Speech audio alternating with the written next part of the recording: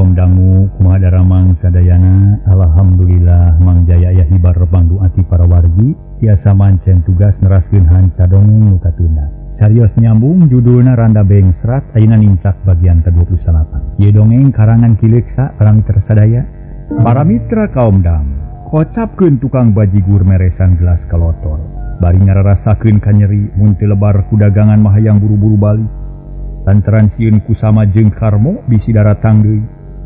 Harita tukang bajigur inget kasari nu tadi init ka kulon. Dituturkeun ku dua jalma. Tukang bajigur ngarasa melang mun teu ngingetkeun kana dagangan mah hayang nyusul bisi sari kumaha onam. Tapi jika geus kitu kuduna lar aya dua jalma ngaliwat si horeng petugas keamanan nu keur patroli nu ngahaja ngontrol lingkunganana. Tukang bajigur atoheun terus nuduaan dipegat reg areureun. Ya naon mang? Nu mawa gegenir nanya bari melong. Pak, abdi tulungan ieu teh aya dua lalaki gejul. Jajan saya genep ratusan langkung tapi mayarna teh kalak aku panya bo. Tuh tarang abdi benyo ceuli meningah yang kene balas ditampili. Atuh saja biti kitu abdi teh melang margi tadi aya budak awewe urang kampung.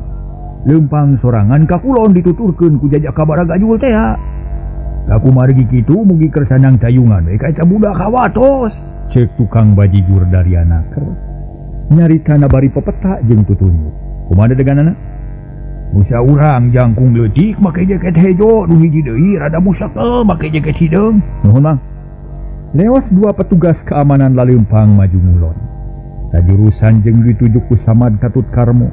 Eta dua petugas leumpang nagancang dahayang nyusul ka Samad jeung Karmo. Dina kaayaan bareng jeung kaayaan kitu. Sari keur leumpang sorangan di sisi jalan. Sakujur awakna baraseuh da teu malire kana kaayaan nu tetep hujan. Sirahna teu make tiung buntelan ge baraseuh. Hate Sari beuki bingung. Mangkaning maju ka peuting, kaayaan beuki pikasieun tujuan nu rek dijugjug can puguh karuhan. Lantaran ka jalan Patra Komala Canyaho jeung teu apal kaler kidulna. Horeng kieu ari di kota mata kariwang jeung pikasieun. Loba jalma nu jahat jeung cunihi. Aing teh disangka naon atuh? Ceuk Sari ngomong sorangan. Karek Cacap ngomong kitu kedepruk sadanu leumpang tukang. Kabeg Sari ngarenja ret ka tukang cakakak aya nu seuri sidik pisan semungahina. Najan lumpat ka sisi langit dia moal burung kabreik lah. Teh ka mana ning teh atuh ulah sok luasan kitu. Mending urang iuhan ye jeung Kang. Cek Samad jolad-jolad lengkahna beuki panjang. Dek nyekel pepeuteyan Sari puguh Sari meninga jengho. Lesotkeun sia nanaon abi teh? Lesotkeun. Sari teh terjelan hayang lesot. Tapi tibatan lesot kalah ka beuki pagi. Malah Karmo milu nyekelan bari nyarita. Ya bodoh tuh nyai lah. Akan ngieu mah naon-naon karunya pokona mah isinya kabulusan. Reka mana atuh hujanan bae kieu? Haliceun nyai kah? Teu naon nyekel ka kami bari naoge. Sari babadu. Bari morotot tapi taya hartina tanaga lalaki duaan lain lawan-lawan. Ulah kekedet kieu hayang gelut mangkewe dina kasur. Samad ti pereket nyekel Sari tuluy dibawa ka sisi jalan. Sari adu belajar hayang leupas tapi badan leupas awakna kalah kanyareri. Sama jeung Karmo saihwan sapikiran jeung satujuan. Harita Sari dicekel kuduaan dibawa ka nu ieuh. Terus dipaksa sinadiuk dina bangku baseuh da kahujan. Dina bangku da baseuh kahujanan. Ampun, tak dikumahakeun kuring teh. Sari beak tanaga awak leuleus leungeun nyareri. Ulah bodoh nyai, urang teh tibatan leuleumpangan bari hujan. Abi deui urang nganyang ka surga. Ieu tuturkeun akang, urang kana beca. Ceuk Samad ngaraga mangleungeunna kana dada Sari. Lain rek kurang ajar. Di dinya mah tapi inget yen tadi Sari nuna duit di dinya atuh teu hese gorehe dompet Sari kapangi. Tuluy dibuka breh duit lambaran meuni metep da puguh ladang kongkorong teh. Karek kapake keur ongkos wungkul jeung jajan bajigur. Ulah dicokot aduh ampun bana kuringan sakitu-kituna. Ulah dicokot ye ulah. Ulah ieu. Sari sababaraha kali nyebut ulah.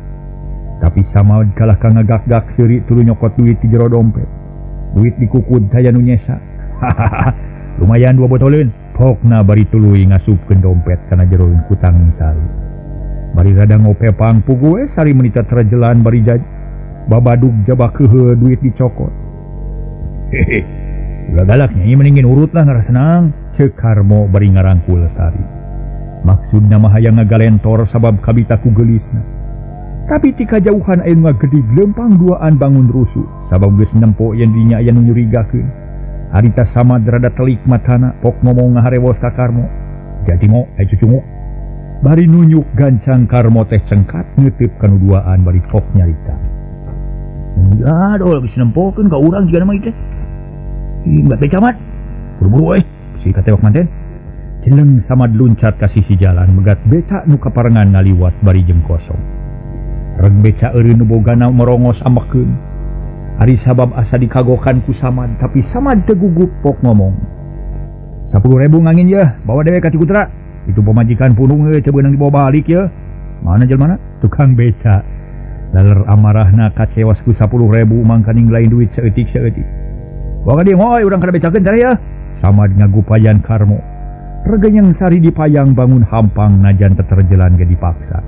Sari ngajerit minta tulung tapi brus kana beca dihompet kuduaan sari teu walakaya sungutna dibekem ku Samad. Maju cak kencangan euy. Selak tukang beca kana sadel geleser beca maju lalaunan. Bekirila beki tarik ngajugjug ka Cikutra norobos jalan ka Cikaso. Puguh sari menita terjelan hayang leupas ngan orokaya pada ngarejengan kuduaan meh we becana tibalik. Ngajuluk atuh ieu beca ting guling. Ulah loba bacot mang 10.000 kaya lain seutik-seutik atuh. Batur mana mangan 5 poeun teh. Cek Samad bari ngalieu. Tukang beca teu ngomong deui kadenge ambekanana meuningah hegak lantaran capek. Kocapkeun petugas keamanan duaan barang nempo udaganana naik kana beca meuni kekerot ambak.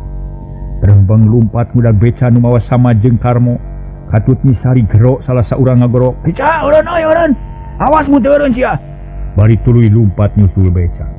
Uguh we tukang beca jadi bingung lantaran sidik pisan eta omongan ditujukeun ka manehna. Pok nanya ka Samad nu keur riweuh narjengan sari. "Kumaha ieu teh? Rek mana nu sanyana ieu teh? Tu petugas nya tah eureun." Bari becana dikenoran da sieun ku satpam. "Tong digugu da teu boga urusan jeung manehna, teu kancangan. Kumajikan aduga-dugan wae. Awas ulah ngaraneg sia. Udah ditamahan deui ongkosna 15.000." "Heh, 15.000 kumaha itu nu budak beuki deukeut?" Gancangan atuh ngabosena. Kira ku beca eleh kuno lumpat. Da berat jeung teu ngajadog ge jelmana ieu jadi berat kana becana. Tukang beca ambek tapi keukeuh ari ngaboseh mah da kabita ku duit 15.000. Wah moal naon? Tibang oleng setik masuk gancangan. Beca tuluy nyemplung para wargi di jalan leutik. Ngan untung geus jempling da puguh peuting pangna abus ka jalan eta tadina mah hayang tereh tepi. Tapi nyatana kalah lila sabab beca majuna teu lancar. Minang yuak leok da loba pengkolan sarta loba mobil nu diparkir sisi jalan. Katamah-tamah sari tetep teu daek cicing sesa tanagana dipake babadung ngajejekan Karmo jeung Samad. Atuh beca teh beuki teu cicing sapaparat jalan sosoloyongan. Malah makung sirek ngagaleong kana kamalir tukang beca ku kulutus bari ngahegang. Kumaha teh ngejodog atuh bising dibalik sia. Kumaha di 15.000 pokona mah. Jawab Samad teu kireung-kireung. Sabot kitu kadenge sora sirine tayohna petugas keamanan teh tepung jeung polisi nu keur patroli make motor. Harita motorna ngudag beca puguh we atuh. Tukang beca reuwas manehna ngalieu ka tukang ari beca tuluy diboseh tarik. Ari red kulilap serab ku lampu motor, galeong-galeong leok cudalit bru beca nyangkere dina kamalir. Tukang beca tibanting kana tiang listrik sama jeung Karmo patumpang tinih di jero beca sari ngajerit reuwas. Heong sora sirine barasat lampu motornya angan beca. Reg motor eureun memeh polisi turun sama jeung Karmo laluncatan kana pager kawat. Jeleng-jeleng kucubar kana solokan, tuluy ngiles dileg-leg ku poekna peuting. Uguh nu ngudag meuni gregeteun, berengbeng ngudag bari nyabut pestolna. Tapi lapur sama jeung Karmin bubus manten kana pipir-pipir imah nu paroek jeung rumpil. Hubungi rona malam. Polisi marentah ka petugas keamanan nu duaan pelecet murugar duhrona. Nu saurang deui ngaler maksudna rek ngepung musuh. Tapi lapur sama jeung Karmo leuwih pinter dina kaburna. Manehna salah sapsulusup kanu poek sasalingkeran bari teu boleh waspada. Kawan tugas loba pangalaman. Akhirna polisi jeung petugas keamanan teh ngariung nulungan sari nungku marurung katindihan beca. Ari tukang beca nyangkere keneh bangun ripuh. Da puguh tibanting teh kana tihang listrik jabat capek deui. Teu laloba catur Sari dibawa ke tempat nu aman. Tukang beca genyak itu Sari cerik bakat ku sedih jeung nalangsa teu nyana bakal ngalaman kajadian kitu. Sanu dibawa ku anjeun teh Mang? Polisi nanya ka tukang beca. Nu keur diuk ke bari ngurutan palipisana. Tuh apa pokona mah penumpang we teh abdi mah dari artos. Jawab tukang beca bari nyawang duit 15.000 ngan ukur kalangtang na wungkul. Ulah padu mikiran duit wae atuh kudu mikirkeun kasalamatan jeung katertiban. Kumaha mun dibawa ku anjeun teh garong? Kumaha cenah dikirang taliti Pak? Tukang beca teu ngabantah. Sabab karasaeun ku manehna ge kitu balukarna. Yo ayeuna urang ka kantor, perlu diayakeun papariksaan pikeun ngudag anu jahatna. Sari jeung tukang beca dibawa ka kantor polisi harita keneh. Puguh pikeun Sari matak namahan sedih jeung nalangsa. Lantaran bet ngalaman urusan jeung nu berwajib. Padahal manehna teh asa teu boga dosa, tapi da kitu kanyataanna kapaksa daek teu daek Sari kudu nurut. Sadatangna ka kantor polisi, Sari jeung tukang beca dipariksa. Sarta katerangan-katerangan dicatet kalayan taliti, tukang beca nerangkeun kajadian ti mimitina. Nu memang geus nyurigakeun, tukang beca ngajentrekeun ciri-cirina sama jeung Karmo nu kungsi katitenan ku manehna. Sanggeus rengse mariksa tukang beca tuluy ka Sari. Ari ieu saha jenengan? Polisi sopan ka Sari mah. Abdi pun Sari. Naon margina tiasa babarengan sareng nu jahat? Teu haja sasarengan pananging maranehanana ngudag ka abdi. Kawitna mah kieu geura. Derak-dak ku Sari diterangkeun ti mimiti tepung di tukang bajigur teh ya. Ditetek taya nu kaliwat nepi ka danget harita. Tah kitu Pak cariosna teh. Sabaraha artos nu ical? Kawitna teh ngical kongkorong keng artos 30.000. Tos dianggo ongkos ti lemur dugi ka dieu dianggo jajan bajigur sapali. Duka sabaraha deui sesana da teu kantos di etang. Mung ayeuna seet sadayana. Cek Sari teu bisa ngabejakeun utang tu, da puguh can kungsi diitung deui. Cobi ninga KTP. Da teu ngabantun Pak. Sari reuwas ditanya KTP. Da poho teu ngingetkeun kanu kitu. Tadi nyaurkeun ka biti lemur, di mana lemurna? Situ Raja Sumedang. Tujuan bade ka mana? Ka Bandung bade milarian pun lanceuk. Sanu dipilarian, di mana linggihna? Kang Karmin saurna mah di Jalan Patra Komala. Tos kapanah? Mau ti acan kalah ka ngalaman kieu tuh Bapak. Tulungan kedah kumaha tu abdi teh bakal seep nu dipilarian teu kapenah. Sari teu kuat nahan cimata harita keneh bedah hatena sumeredet sedih jeung inget ka kolot. Anu berwajib siap pikeun ngabantu tapi perlu keterangan nu jelas. Keun urang cobian paluruh ka Patra Komala tapi nomor sabaraha bumina atau napi RT RW na? Teu terang. Sareng saha di Patra Komalana? Duka. Sulit atuh. Yang jalma ka kota kieu mah kudu puguh alamat dan kudu puguh nomor imah jeung RT RW na. Ulah samarangan sabab ngaran loba nu sarua jeung deui di kota Bandung teh lega. Tapi nu berwajib tetep bakal ngabantu muga-muga kapanggih. Hatur nuhun Pak. Sari bungaheun lantaran asa aya nu nang tayungan. Aya nu mantuan bumi. Tapi samemeh Karmin kapanggih kapaksa anjeun kudu di dieu heula. Lain ditahan tapi pikeun ngajaga keamanan. Bisi aya di kajadian nu bel tadi. Atuh sajabat kitu anjeun can jelas unaha urang mana sanyana sabab teu bisa nemongkeun KTP. Sakitu heula. Polisi nutup papariksaan catatan hasil wawancara para mitra sadaya. Ditutup terus diteken. Satuluyna tukang beca dibebaskeun ari Sari dipernahkeun heula di kantor. Aya tempat khusus Sari teu dilalaborakeun dibere dahar sacukupna sarta kasehatanna diperhatikeun. Atuh Sari rada regreg. Beuteung nu lapar kaubaran boga tempat nu ieuh bisa disalin kalayan laluasa. Ngan orok kaya batin teu teteg sabab rajin teh merenah di kantor polisi. Nu carana asup kadinya ngaliwatan kajadian anu matak reuwas sasat unggah balewatan.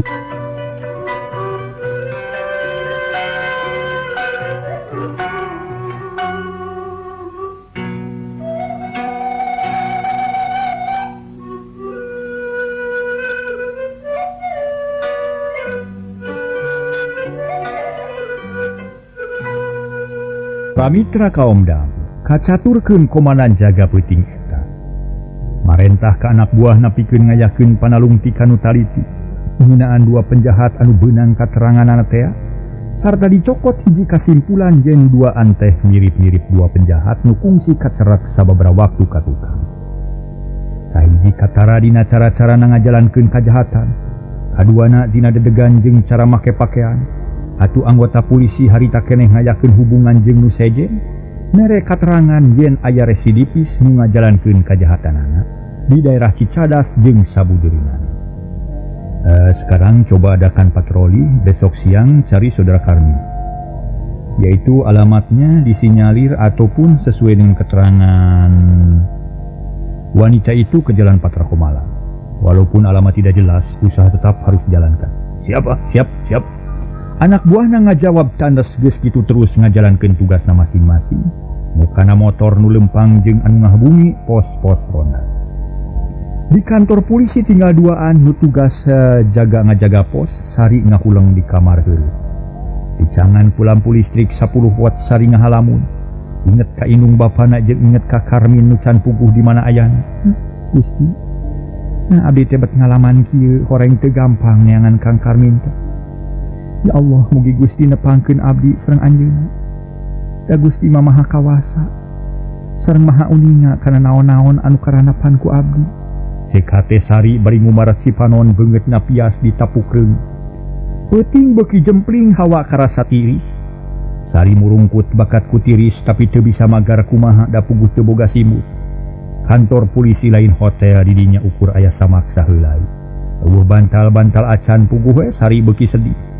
Sakapeung boga pikiran hayang balik deui ka lemur tapi duit beak moal boga keur ongkos. Mirik teh kieu-kieu teuing harianeun si bangsa. Duit ngan sakitu-kituna kalah ka dicokot kutan kieu ari di kota. Magarkeun pika betaheun buktina mah pika sediheuh. Sari teu euleum-euleum maido kana kahirupan kota. Nu memang kanyataan anu karanapan ku manehna lain pika sediheuh. Hapunten.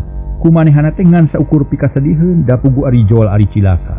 Sakitu ge untung ukurkeuna kana harta kumaha lamun kana dirina leuwih cilaka. Sari nyoba-nyoba ngagoler dina samak maksudna rek sare. Tapi reungit napuk mending ngagulung nyarot sowana jiga nu paheula-heula. Mun barisa ngomong pasti pahibut bari surak asa aya nu nganteuran. Atuh Sari teu boro-boro bisa sare ke rumah tiris katurung-turung ditapuk reungit. Tungtungna plak deui nepakan reungit bari teu eureun-eureun gegelendang. Gancangna carita di wetan pajar geus hibat. Jangjang peuting geus ngalingkup pasar geus rame ku nu balanja. Sora mobil beuki kerep tukang beca pabuis mawa nu bawa nu balik jeung nu rek balanya. Harita para anggota piket peuting eta geus daratang lapor ka komandan yen tugasna nihil teu mawa hasil sama jeung karmo teu kapanggih lacakna. Berai beurang langit cedeum keneh panon poe can aya tanda-tanda rek tembok. Hawa isuk karasa tiris, tapi teu jadi panghalang pikeun nu arusaha da buktina najan tiris jeung laleueur ge tetep rame di pasar. Harita Sari hudang terus kacai.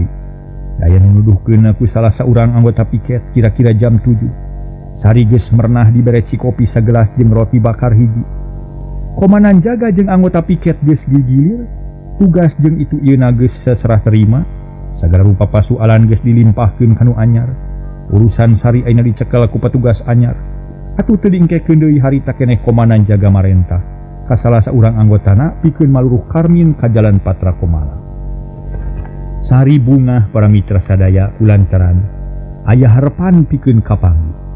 Dayang daek mantuan manehna nyaho jeung ngadenge kana rencana polisi dina raraga neangan Karmin. Alhamdulillah geuning aya nu bela ka diri aing. Ya Allah, mugi-mugi tujuan abdi sing enggal hasil singkat patepung jeung Kang Karmin. Teu aya di pamuncangan abdi amin ka Gusti. Cik Sari ngomong sorangan manehna ngadaweung dina kursi deukeut lawang. Bari nitenan kendaraan nu pasuliwer di jalan raya. Kota Bandung rada bengras meueusan lantaran geus beurang mah langit ge mimiti carang. Mega nu tadi ngayang geus ningrai nu akhirna berai poyan panon poe nyorot nyaangan Kota Bandung. Harita kira-kira pukul 10 polisi nu ditugaskeun maluruh Karmin geus parat mapai Jalan Patra Komala. Unggal imah didatangan neangan ngaran Karmin. Tapi teu aya nu ngaku da puguh teu puguh kateranganana. Malah ka imah Basri gesanya mah datang, tapi harita teh ngan aya dena wungkul keur ulin jeung baturna. Atuh dina mere katerangan teu jelas malah ukur nyebutkeun ngaran bapana nyata Basri. Nu akhirna polisi init deui ka nu saeje. Sanggeus bea kapanasaran nu ditugaskeun neangan Karmin teh balik deui ka kantor laporan ka komandan. Tidak diketemukan, nama Karmin tidak ada di sana, Pak. Kitu pok-pokana lapor ke atasanana. Harita keneh sari disaur ku komandan sari gancang nyamperkeun. Sajantungna ratu hayang geura ngadenge kana beja ngeunaan Karmin gek diuk yang hareup ka komandan jaga. Nyanyi petugas geus ngajalankeun tugasna neangan ngaran Karmin, tapi hanya ka jalma nu diteangan teu kapanggih. Teu aya di patra komala. Kitu katerangan ti komandan jaga. Puguh sari meningah ulang hanyelu ngadenge beja kitu lila-lila pok nyarita. Pamitos dieu kumaha atuh abdi teh Pak?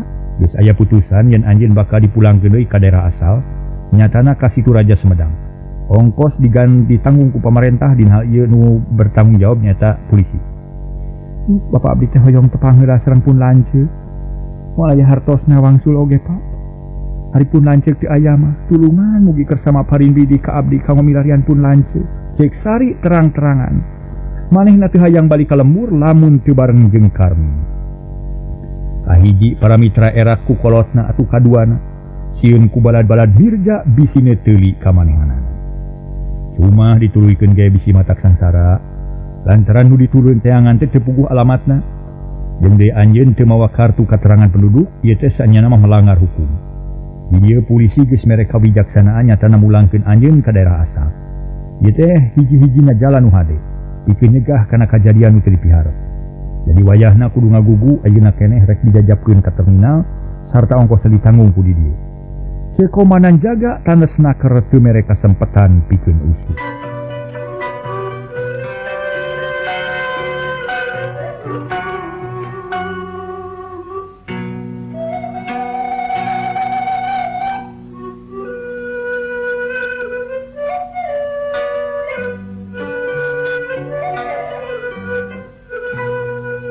Kumaha atuh sari para wargi, sari teu bisa naon-naon. Da memang ari dipikir kadinya nama manehna ge ngarti. Yen lamun diteruskeun neangan Karmin jelas bakal sangsara. Kahiji can puguh kapanggih. Da alamat teu jelas bah atuh kaduana bakal kalantar. Lantaran teu boga bekal da duitna direbut ku sama jeung Karmo. Sari ngan ukur ngurutan dada hanjelu jeung nalang sahatep. Manehna kapaksa ngagugu kana putusan polisi. Harita keneh sari diparentahkeun pikeun meresan bandana tuluy dijejabkeun ku polisi ka terminal Cicaheum. Sadatangna ka terminal polisi nepungan konektur nitipkeun sari sangkan diturunkeun di Sumedang. Sanggeus reng searas urus sarta ongkos geus dibayar polisi balik deui ka kantorna. Pager para mitranya nu berwajib mah teh. Harita beus can pinuh masih keneh ngetem. Sari diuk dina jog panghareupna maksudna sangkan supir ingeteun ari nempo jalma mah. Sari mikir manehna tetep teu panuju mun kudu balik deui ka lembur. Joro-joy aya niat rek ngabantah kana putusan wajib da ayeuna mah geus leupas ti polisi. Saon salah namun aing turun deui keun bae ongkos mah da lain ti aing ieu. Sabab mun balik lengoh mah cuma kana duit beak kana sangsara. Ari jeung Kang Karmin teu tepi. Nya mending ge rek turun di dieu we. Sari cengkat tuluy luak dieuk neangan konektur nu tadi diajak nyarita ku polisi. Sari mandeg mayon mending bebeja atau mending ngereles. Sabot mikir kitu konektur ngadeuketan tok nanya bari neuteu. Calik-calik we neng sekedap diangkat. Beus ieu mah cara ngadaguan pinu asal tos waktosna mios tang tos berangkat. Kumaha atunya Kang? Sari ngadak-ngadak manghi ilham. Manehna rek ngabohong ka konektur da tetep hayang turun. Aya naon kitu? Eng ka kantung di kantor na tiasa upami wangsul heula. Oh bade numpangan tuang raka. Konektur boga sangkaan yen polisi nu ngajajabkeun lanceuk sari atawa dulurna. Sabagu polisi teu dijelaskeun yen sari kitu-kitu jalana. Nuhun mana bikabidian Kang? Kumaha atuh da bilih teu kabujeng mangkaning moal alami deui pan bade mios ieu teh. Sawios bade kana beus sanes we. Bari terus turun. Maksa hayang buru-buru turun da sieun ka bawa manten ka Sumedang. Konektur nuturkeun bari mikir tungtungna duit nu keur ongkos da dibikeun ka sari bari nyarita. Umi gitu mah cepeng we ongkeur ongkosna ngan omatnya kedah disaurkeun ka tuang raka margi tadi sakitu omat-omatan ka abdi sieun katempuhan akang mah. Nuhun atunya Kang. Sari teu loba mikir duit saongkoseun teh ditampana. Tuluy ngaleos rurusuhan siga nu nyarek muruk ka kantor polisi padahal hayang buru-buru jauh di terminal. Sanggeus jauh di terminal sari ngoloyong ka hanapeun tangkal gek diuk mending ngalungsar. Ambekan ngahegak ke sangucur lain ku capek-capek teuing. Tapi tina awahing ku kabeur mikiran, alhamdulillah geuning teu burung bebas aing teh. Tapi kumaha mun kapanggih deui ku polisi? Kajian teuing da aing mah moal balik deui satungtung can tepung jeung Kang Karmin. Ceuk Nyi Sari ngomong sorangan. Bari ngurutan bitisna nu karasa cara rangkeul. Kadalila reureuhna di dinya geus kitu tuluy leumpang deui ngajugjug ka kulon. Mapai jalan raya urut kamari sasat balik deui ka urut. Jalan-jalan kungsi di sorang kamari. Kapangi deui atuh apa jalan ka Cicaheum ka Cicadas teh. Barang deket ka kantor polisi Sari ngagebeg sieun kapanggih kuno tadi ngajajabkeun. Lar aya bemo teu mikir panjang bemo dipegat kalacat unggah geleser bemo maju. Mawa Sari nu teu boga tujuan teuing rek ka mana da teu apal kana rutena bemo. Si horeng bemo teh mengko terus mapai jalan Kira Condong serog ka pasar. Reg bemo eureun da aya nu turun, Sari milu turun. Song mikeun ongkosna ku supir bemo di pulangan salawe. Geningan 75 perak, murah. Cek Sari bari tuluy leumpang. Wah kieu mitenan karamean pasar Kira Condong. Lila-lila anyog ka parapatan Gatot Subroto. Sari mapai eta jalan, gawena rarat reret susuganan aya milik bisa tepung jeung Karmin. Tapi najan loba ge jalma boro-boro tepung jeung Karmin eueuh nu sarimbag-rimbag acan. Tapi memang Sari teu bosenan. Harita ge para wargi sadaya terus bae leuleumpangan. Teu karasa anyog ka parapatan 5 di dieu Sari ngahuleng manehna bingung ku pilampaheun naha kudu jalan ka mana nu disorang. Antukna diuk sisi jalan bari lalajo mobil jeung kendaraan sejen. Nu taya pegatna alit-alitan. Geuning rame ari di kota eta mobil rupa-rupa. Hanya ka jelema hara sembudi ka aing meni eueuh nu nanya-nanya acan. Padahal maloba jalma nu papaliwat pagiling gisik meni teu sirikna paadu irun. Jeung jadi mantu ai jalan Patra Komala. Ceuk Nyi Sari bari luak lieu. Breh nempon dagang sirop karasana ti corona satuhur terus nyampeurkeun ka tukang sirop. Manehna jajan heula di dieu. Bari jajan pangangguran tumanya kaparengan dagangna awewe bageur daek ngalayanan kanu tatanya kalayan sabar. Ibu ari jalan Patra Komala teh palih mana? Tapi keneh ti dieu mah nyai, tapi mun nyai rek ka ditu pek we papae jalan kanu katuhu tuh. Engke bakal ngaliwatan ku Akosami terus we papae ka ditu. Engke mengkol ka kenca ka jalan Ganapura. Tuluy papae ka Tonggoh bari ulah-ulah tatanya ngarah teu sasab. Insyaallah bakal tepi kanu dituju. Nuhun atuh ibu. Nyi Sari marah mai creng mayar sirop. Leos init bangun teu sabar hayang buru-buru tepikan di jugjug. Disangka mah jalan Patra Komala teh deku.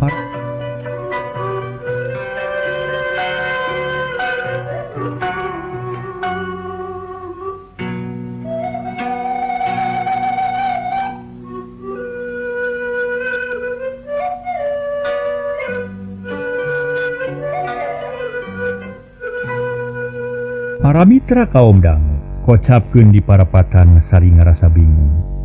Lantaran mobil kacidarekepna meningan tai siga lulut. Sari susah meuntas agag-agagan mata kagok para mitra sadaya pikeun supirna. Tungtungna dina hiji mangsa Sari jina jiga aya nu ngajongklokeun soloyong ka hareup parang aya sedan maju. Cekit sora rem disakalikeun. Cedak Sari katubruk. Bru rubuh teu inget di bumi alam. Cerit anu ngoceak di jero sedan sarta jalma nu laleumpang pating rarenyag. Lalu patali marga ngadak-ngadak macet Sari ngajoprak hadeupeun sedan tarangna baloboran getih. Supir sedan lalaki ngora make pakaian rapih malah make dasi sagala rupa. Awewe nu tadi ngajerit meni sepak reuwas nempo sedan nubruk jalma meni ngahuleng siga nu keuna ku tenung samar pola. Ari lalakina jero turun muru ka Sari mariksa Sari bari jeung semugugu. Kumaha teh teu maot? Ceuk hiji lalaki nu tuturubun nyampeurkeun rek nulungan. Duh apa dararaosan mah teu nanggal teuing ieu teh. Ukur kadepak sakedik ieu teh. Jawab nu boga sedan bari ngilikan tarang Sari nu baloboran ku getih. Asa teu tarik so teh ceuk tubak sedan ceuk nu katabrak mah tantang tu kitu. Buktina pi ka baloboran getih ya. Sing kumaha tulungan atuh karunya ya. Ceuk eta lalaki poporongos ngabelaan ka Sari. Tanggung jawab kuring ieu mah. Keun urang bawa ka rumah sakit sugan katulungan keneh. Nu boga sedan teu nolih kana getih nu amuratel kana papakeanana. Regeyeng Sari dipayang bus kana sedan digolerkeun dina jok tukang. Pok nyarita ka awewe nu diuk di hareup. Mah wayahna nya calikna ngalih ka dieu, cepengan ieu.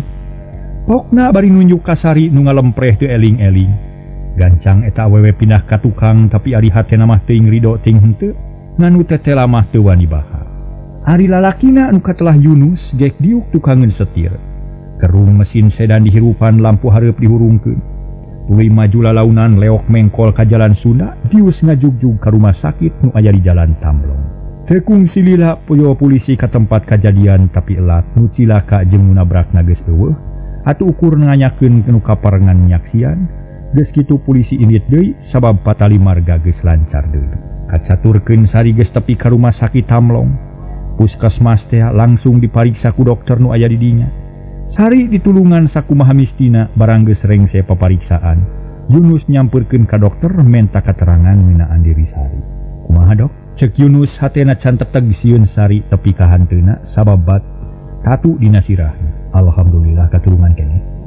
Jeung diraheutna mah teu parna ieu teh jiga nama ukur ti bentur kana bemper atawa kana aspal. Bagian-bagian sejen ukur lecet teh serius. Jawab dokter mere katerangan nu daria plong hate Yunus ngemplong bungangang ari geus puguk kitu mah. Nuhun dokter sakantenan we dirawat di dieu dugi cageurna nya. Urusan waraga abdi tanggal waler. Mangga. Tapi sae teh pasien ngaran. Yunus bingung manehna sorangan kitu nyaho da pugu lain dulur atawa baraya. Ieu mah dibawa ka dinya soteh dina awahin kuatir boga rasa tanggung jawab. Waktosna see para mitra.